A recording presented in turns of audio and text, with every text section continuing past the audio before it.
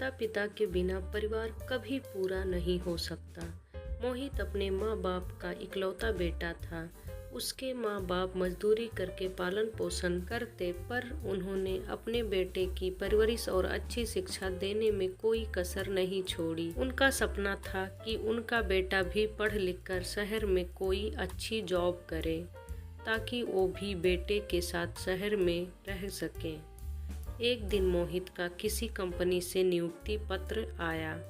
उसे पाकर मोहित और उसके माँ बाप बहुत खुश हुए।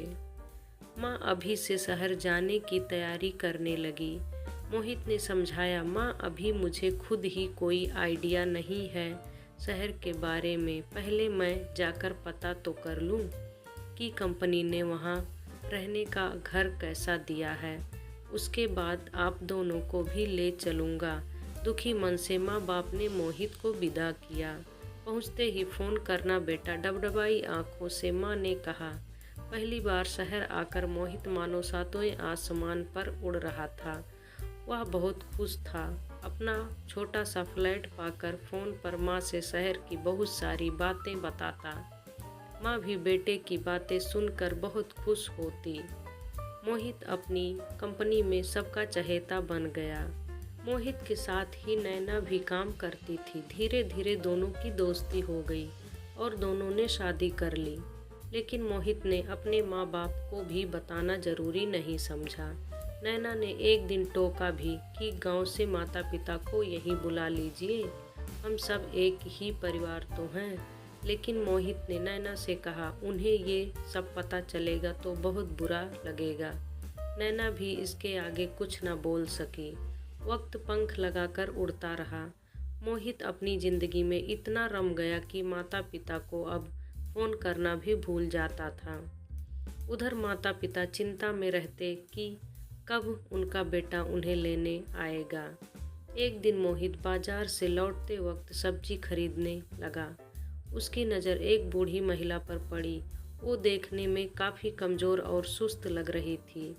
मोहित ने उससे पूछा, क्या हुआ माई, आपकी तबीयत ठीक नहीं है? बूढ़ी महिला ने डबडबाई आंखों से मोहित को देखा और बताया कि उसका पति लंबे समय से बीमार है।